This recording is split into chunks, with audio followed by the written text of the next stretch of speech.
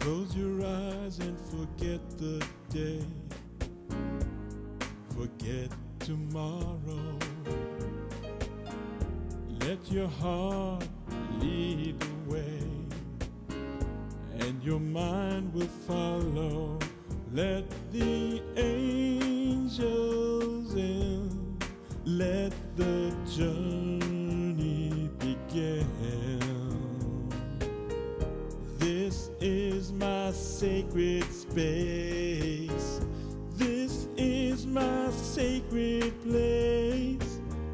I hear the heavens singing, holy, holy, holy.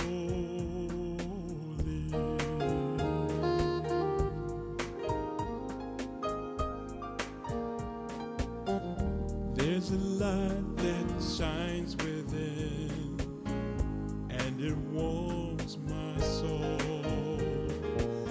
It sanctifies, it takes me higher, and it leads me home to the one divine. And I'm gonna make that climb. This is my sacred space. This is my sacred place. I hear the heavens singing, holy, holy, holy.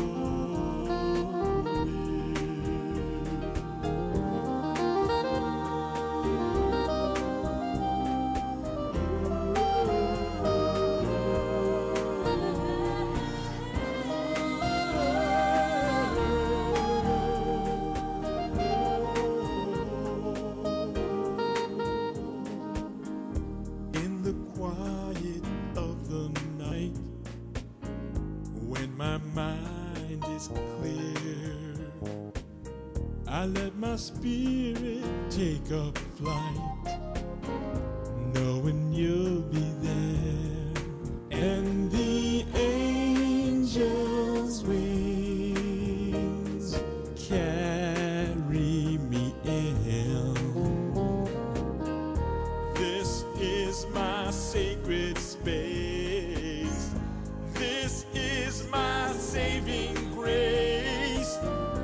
I hear the heavens singing, holy, holy.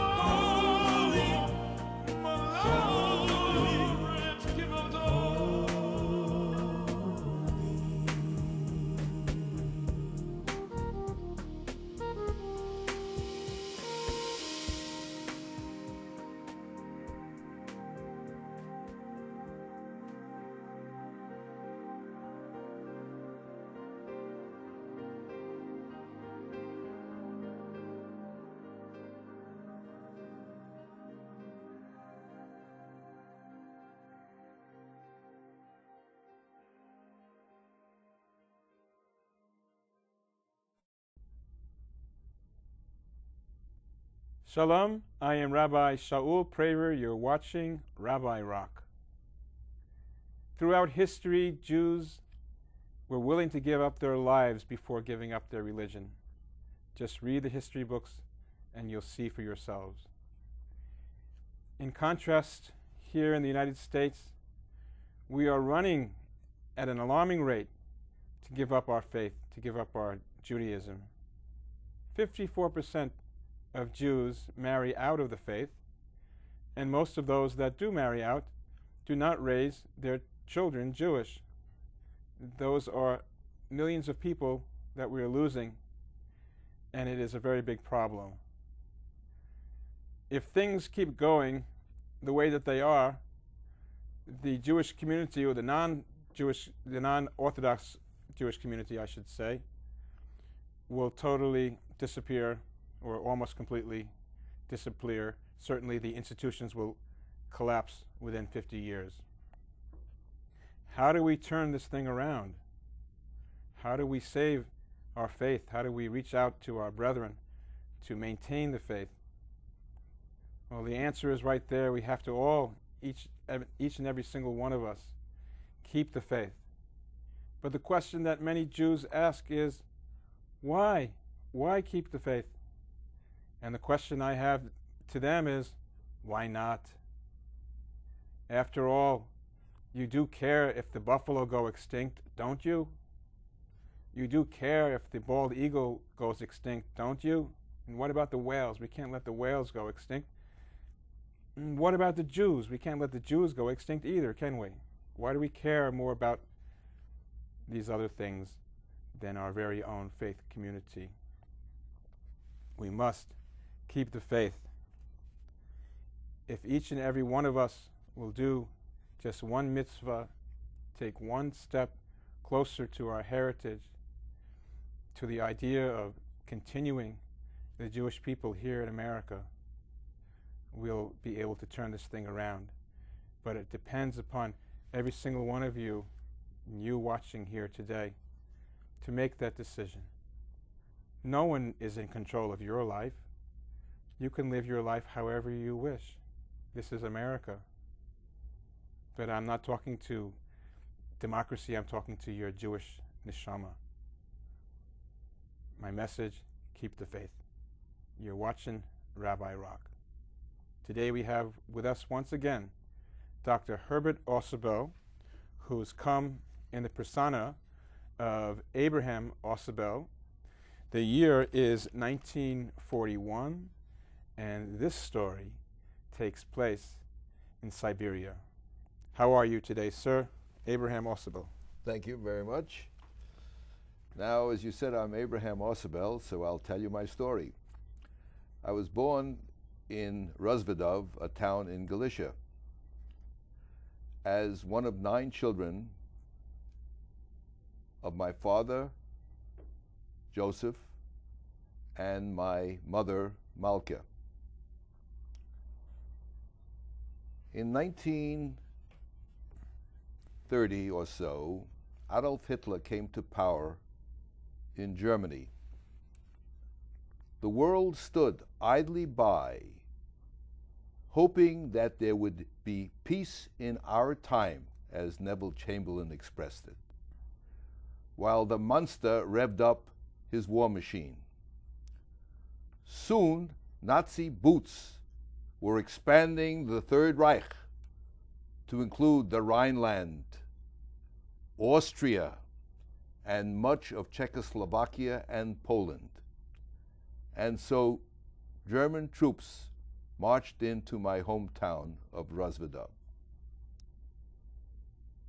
The Russians had marched into Poland from the opposite side, and the dividing line between the occupation by the Russians and the occupation by the Germans became the River San, on which my town was located. It was a dark and foreboding evening, but there was the dream of a brighter morn. It was a day when the Jews of Rozvadov had witnessed the burning of their synagogue by the advanced guard of the new order. Yet it was the eve of the festival of Sukkot, filled with the remembrance of a time past when the Jewish people had faced another oppressor and had survived to go to a land of freedom. My father led our family into the sukkah, which is a house built of wood, with reeds as a roofing, so as we can let in the stars, and amid the first fruits of the season, to remind us that even in terrible times, life could be sweet and good. The Jewish people were facing a terrible problem. As it turns out, the Egyptians that we faced at the Sea of Reeds 3,500 years ago were pussycats compared to the monstrous Nazis that we were facing at that time. We had gone into the sukkah and we had taken our places around the table, and my father had lifted his cup to sing the blessing over the wine. Suddenly the door to the sukkah smashed open, and brown-shirted German warriors crashed in, crying, "Out, out, you cursed Jews, and never come back!" At this point, we were herded down the street. They used their rifle butts to hasten our steps. And before long, we were joining a whole sea of Jewish humanity, every Jew in Rosvedov, being driven at rifle point down to the river, San, and then into the onrushing waters, cold waters of the river. Here and there, an aged Jew was a little slow. He was struck with a boot or fist or rifle butt, or all three of them, to hasten the steps. Amazingly enough, there were platforms with motion picture cameras on them and motion picture operators using floodlights aimed at the terrified Jews to record this event on film, as if this was a motion picture studio and this was an epic that they were filming. Well, the Jews are being pushed into the river. Some of us could swim. We could swim to the opposite shore, but there were a lot of people who couldn't swim. Fortunately, some Jews from the opposite shore came over with rowboats that they were oaring and tried to fish many of the drowning out of the water. In any case, we arrive on the opposite shore and we look back to see the ghetto of Rosvedov in flames, reminding us of the threat that they gave us, and never come back. Well, the Russians had not participated in any of the sadistic acts of the Germans. Nevertheless, they weren't particularly happy to see us. To the Russians, a refugee is a parasite. He eats food. He doesn't contribute anything to the communist state. And so, as fast as they could, they rounded us all up, marched us down to the railroad station, and put us in cattle cars, headed to God knows where. We traveled for days and days in this cattle car. No food was provided. No water was provided. Those who couldn't make it, die. And after days and days, and the place is getting colder and colder, of course these were unheated cars, we stopped at a riverfront, and there we were transferred onto a ship, going I don't know where. And after days and days on the ship, and it's getting colder and colder, we are taken off the ship and led 500 or so of us to our new home, a labor camp in Siberia called Varachny Baraki. And we were informed that we were there to perform useful work, to cut down trees and to harvest wood for the Soviet Union. Well, there was a problem, or problems. We had been driven from our homes. Of course, we didn't have time to pack. We were being driven at rifle butt in fall clothing. We're here in Siberia, Siberian winter. It's 30 degrees below zero, with not a pair of gloves between us. We're expected to cut down trees in the forest. These are men, women, children. Well, we were housed in a camp We were housed in metal sheds. Needless to say, not too good as far as insulation is concerned against the cold. And the camp was surrounded by barbed wire. We had about 50 Russian guards. They didn't live in the camp. They were outside the barbed wire in stone houses. And the finest stone house was that of the commandant of the camp. So each morning we would get up. We'd have breakfast. Wonderful breakfast. We had an egg. Excellent. We had a crust of bread. We had a pinch of salt and a cup of hot water. And that was supposed to last us until dinner time after the day's work. Needless to say, our work would not be interrupted by something like a meal. Although we could watch our guards around their campfire. And mind you, they were dressed in warm woolens with leather gloves. They were cooking a delicious lunch for themselves while we were working. And in the evening we came home. Well, we had a decent dinner. A bowl of thin soup with a couple of diced potatoes. And another crust of bread, very generous, and a pinch of salt. And that was dinner. So what are we doing out there in the forest? We're cutting down trees. Well, at the end of the workday, each person had to bring his produce, his product. And that's not so easy. Some of the women needed help because these are trees. To the central collecting point near their campfire. You see, they sit near the campfire because they want to stay warm during the day. We're out in full clothing, and they're out in winter gear, and we're the ones who are freezing. In any case, we bring the work product, and the guards now checked everyone off. Did you bring enough? All right, they had a calculation in their minds how much enough is enough. And if you harvested enough in terms of trees, you got a check next to your name and a nod of approval. If your work product was insufficient, you got an X next to your name and you got some nasty words. Now mind you, 2 X's and your food ration is diminished from whatever it was that I was describing to you. So you really had to make sure you got your quota in there, otherwise you're going to starve. But despite all of this, there were misfortunes.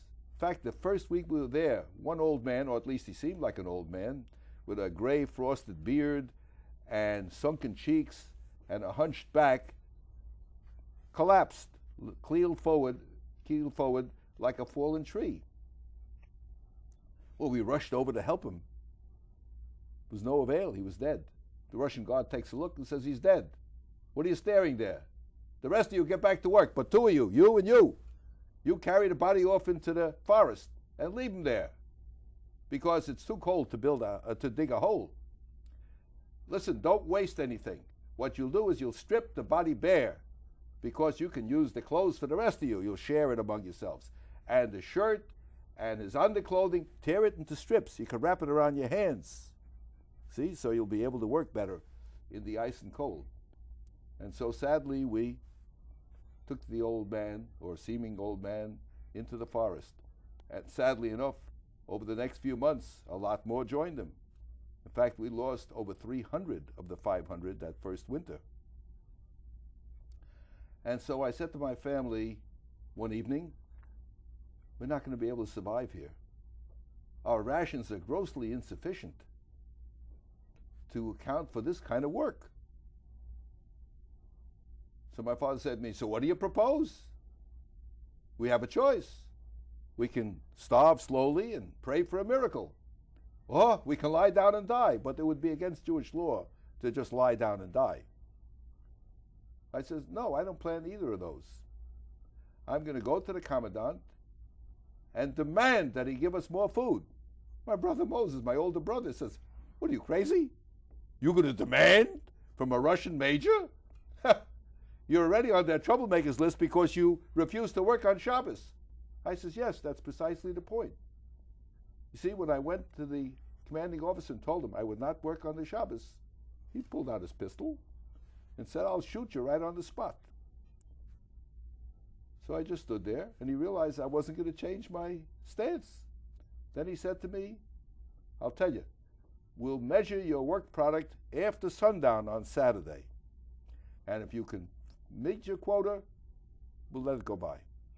As a matter of fact, after that, every Orthodox man in the camp did the same thing.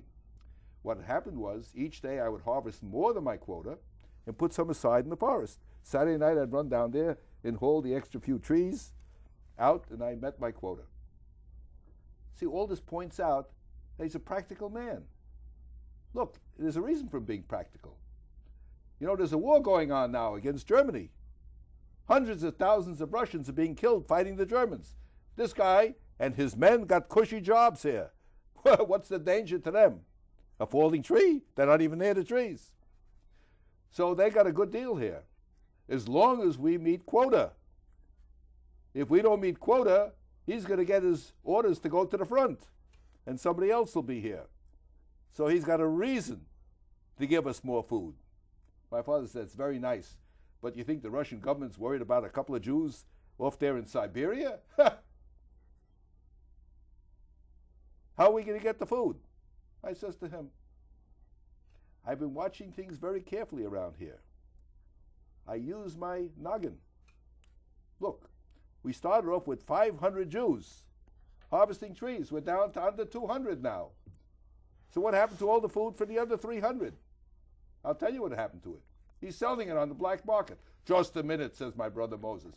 What evidence do you have that he's selling anything on the black market? There isn't even a town or a city within 10 or 15 or 20 miles of this place. I said, I'll tell you how it works out. Look, you know, each month when we go down to the ship to get our supplies, there are 4 wagons. One wagon is to supply all the food for several hundred Jews. 2 wagons are to supply the food for 50 Russian troops. So you'll say, well, all that proves is they don't share with us. And 1 wagon is for the major himself. Now, I've watched it carefully. We never go on the ship. The major goes on the ship. He goes down into the hold. He's there for a couple of hours. What do you think he's doing down there? He's directing the Russian sailors as to what to bring up. First, they bring up 1 wagon load for us. Then they bring up 2 wagon loads for the Russian guards, and then the wagon load for the major. It's interesting. In the major's wagon load there, not only the regular foods, there's also sealed boxes. Nobody ships food in sealed boxes. So what's in those boxes? Well, one day I had a conversation with a woman who cleans the major's house. She does it because she gets 5 potatoes in exchange for once a week cleaning his house. And she said, you know, there are cases of vodka. And from time to time she sees something new, beautiful, a magnificent lamp. Do you think our Russian officers' pay is enough to buy cases of vodka and a lamp? Nah, not in a million years. But I got further proof. You know, he has a safe in his house. Well, when she was cleaning, the safe is usually kept locked, but it was closed and not locked. So she was cleaning the handle, the door came open. And what was lying there in the safe? Bundles of rubles, thousands of rubles. And there was a little box. Out of curiosity, she opened the box. Oh my God, there's diamonds in there. She closed the box, closed the safe, made it look as if she'd never been there. Now, where do you think he got all that money and all those? Stuff has got to be sold on the black market. So you say, how could he get onto the black market? Well, after he leaves the hold of the ship, he goes to the office of the captain. And they're there schmoozing for half an hour. What do you think they're doing? They're negotiating the price. They'll both be in on it. And the captain takes the ship downstream or upstream, wherever he's going, and he's going to sell it at the next city. It'll end up on the black market, and that's the way he gets the jewelry, the money, cases of vodka, and so forth and so on. So my father says, listen, if you were to mention that you know this to the major, you're dead. He's going to get rid of you to get rid of the evidence. So you can't mention anything about this. I says, of course I wouldn't mention it when I go to the captain, to the major. And I told him what my plan was, at which point he said to me, may the Lord be with you. You may be our miracle. Well, the next day I went to the office of the major, and he looks at me and says, ah, my troublemaker again. What's it now? I says, I'm not here to make trouble for you. As a matter of fact, I'm here to keep you from trouble. Keep me from trouble? Are you threatening me? So I said, of course not. Look, you're fighting the Germans, and there's a war, and the Jews and the Russians are on the same side. We both want to get rid of Nazi Germany. So I want to help you meet your quota. In fact, I want you to increase your production so that you will be rewarded with a raise in rank. But there's some things we have to do. Look, there were 500 men here when we started, 500 men and women, so we'll call them all men. And now we're down to 200. The Russian government doesn't know about that. So we got enough food for 500. So we just double and more the rations for everybody. In addition, you've got 50 guards here. Listen, you've got people who are anxious to win this war. You don't need to have them guarding. They can, and besides, they need the exercise. Let them get out there and help us harvest trees. And before you know it, we'll exceed quota and you'll be rewarded with a rise in rank. I says, one thing more, you know, a couple of gloves on each person will do wonders in terms of increasing production. He says, where do you think I'm going to get all these gloves? I says, look, you're such a good friend of the captain. All you need to do is talk to him. You know, I'm sure you'll convince him. Next trip to bring along pairs of gloves for all the workers. In any case, it succeeded. And we got our food, and in the next 2 years in that camp, almost every Jew survived. And so my story comes to an end. Were we proven worthy? I believe we were. And so after the war was over, my family traveled to Israel, where we now live. It was the love of the Jewish people that persuaded my cousin, Dr. Herbert Ausubel, to relate my story in the Other Guests Chronicles of a People, along with the stories of the other ancestors of his children. It was the determination to adhere to the teachings of the Torah that prompted me to refuse to work on the Shabbat, and as a matter of fact also on some various other Jewish holidays, and they being practical, they were willing to overlook it as long as they met a quota. And so we survived. It's a fabulous, fabulous story, showing the determination, clinging to holiness, clinging to our traditions, keeps us alive and well as a people.